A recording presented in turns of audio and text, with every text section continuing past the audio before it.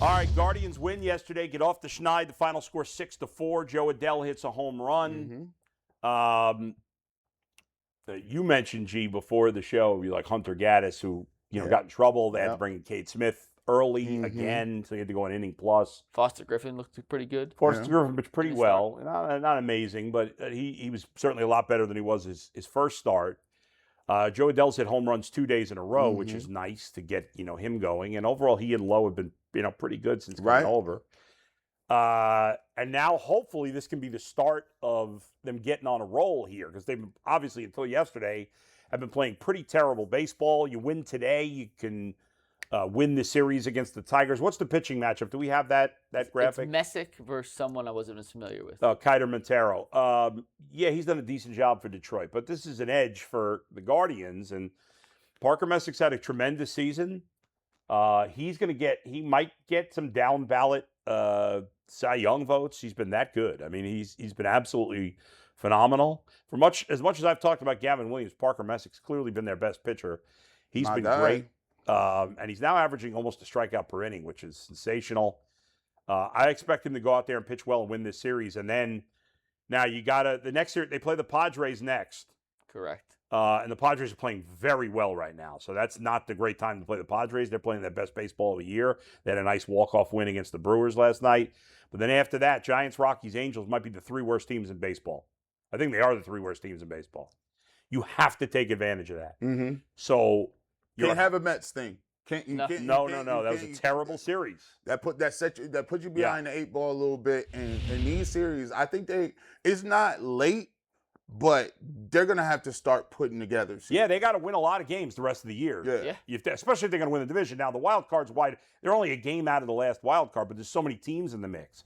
But you want to win that division because you're still in a position, as bad as the Guardians have played, that if you win the division, you have a decent chance of being the 2 seed, which means you get a bye in the first round because the AL West is as bad as the AL Central. You need that. And that would be huge. And you would avoid, I say you avoid the Yankees, but you probably would, because the Yankees are probably going to be the 4 seed and the Rays are going to be the 1 most likely. So they'll have to play each other.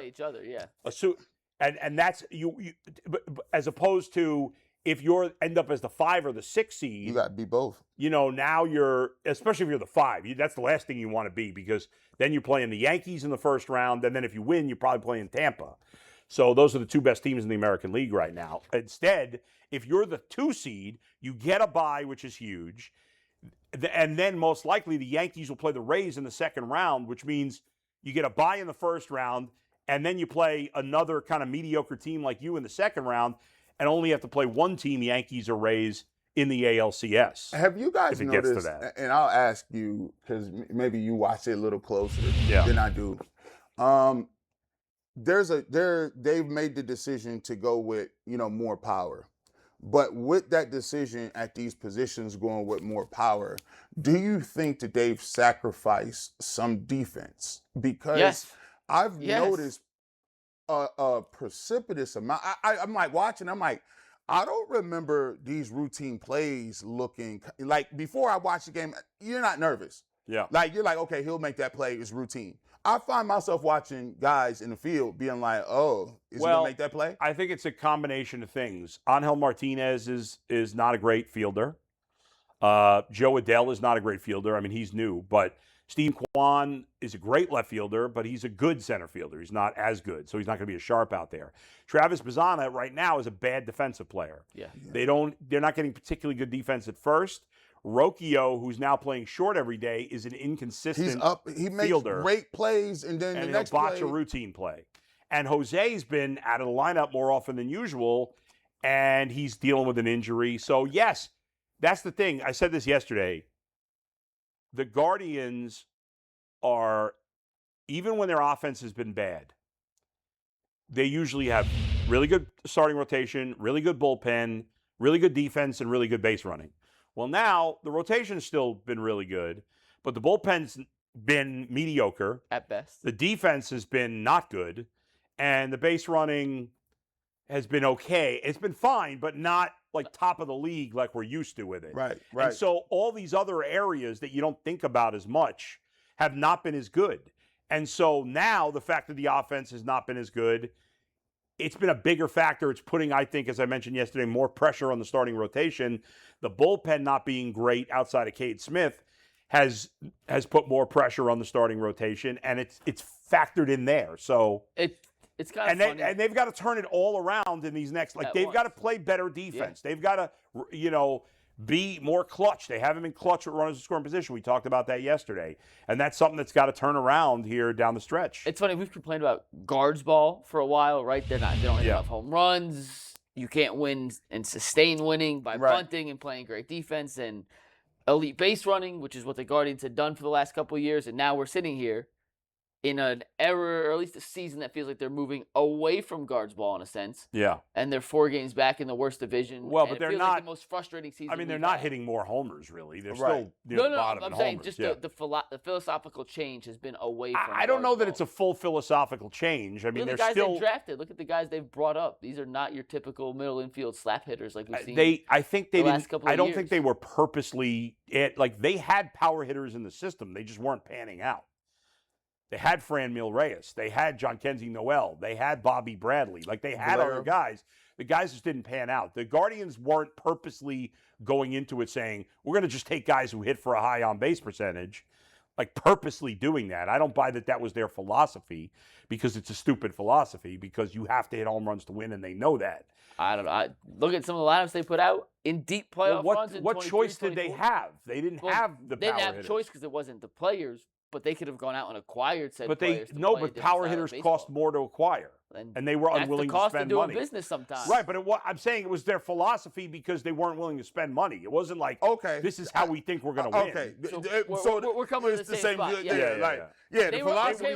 They forced themselves into that philosophy. It's kind of like, I don't like minivans, but minivans are a little bit cheaper, especially if I'm only going to spend $5,000 on them. So I'm a minivan guy. Yeah, right. It can fit my 7 kids in it. I have 7 kids. So sometimes you become a guy with what you can afford, or what you think you can afford. Fair. So we were saying the same kind of thing. Yeah. So and plus, I will agree, like those profiles, generally speaking, if you're a power hitter, generally speaking, you're not a great fielder. So if you're not hitting home runs, you see it. You're like, okay, well, if you're not hitting more home runs than the other guys that we had, now we're going to take a little step back when it comes to the defensive side of the field. It's kind of like, okay, are you really having a great trade-off? Because you're not hitting. The trade-off is skill and defense for home runs, and you're not getting them. But, well, I think the thing that really I will say is the young guys, I don't know if I can trust them to turn it around. Do you trust Parker Messick? Yes.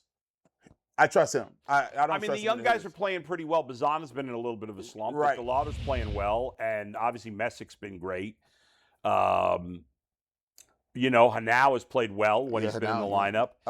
So I don't know. I mean, to me, it's just they don't have enough around the young guys. And then Jose is not Jose right now. And and he's probably not going to be the rest of the season. So that's the thing, because I'm looking at the young guys as they have to carry it. Like Delauder has to get hot. Bazana has to get hot. You know what I mean? Martinez has to get hot. And that's why I think tonight is such an important game.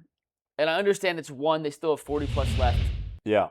The time is ticking to make the turnaround and get back to playing better baseball. Yeah. You have Parker Messick on the mound in Detroit, a team you're looking up at in the standings. Messick, Gavin Williams, who's the real ace, we could parse back and forth. Messick's been their best pitcher this season. Yeah, no doubt. An ace is a guy that every 5 days, whether you're playing good baseball or bad baseball, you have a darn good chance to win when that guy's on the mound.